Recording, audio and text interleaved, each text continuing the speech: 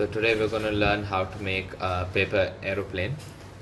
First, you can either use a square paper or you can find any paper and make it square like this.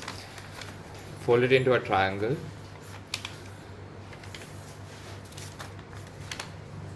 And then you can rip the side off. You can use scissors or you can tear it by hand.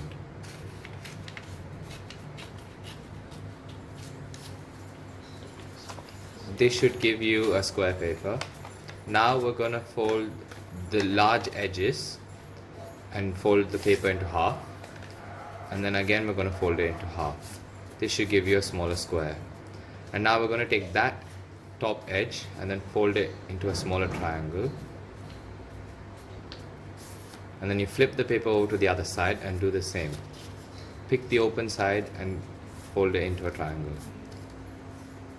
Now when you open up the paper, you should have two triangles on the outside, and on the other side fold the same edges as triangles.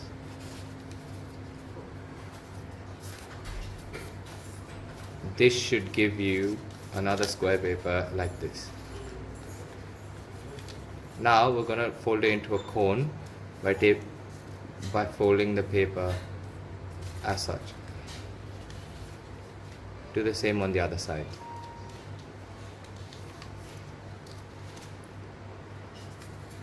Now we take the top edge and fold it down,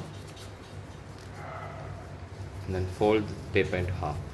We're going to put the pieces together. So that's where these two pieces go together. And once you've inserted this, you take another triangle and you take the two edges and insert it into the holes just shown.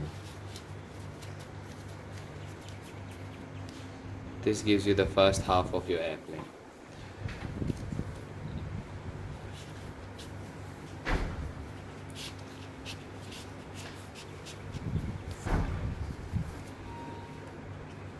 And now in those two holes, widen them up so that you can insert the triangle easily, and then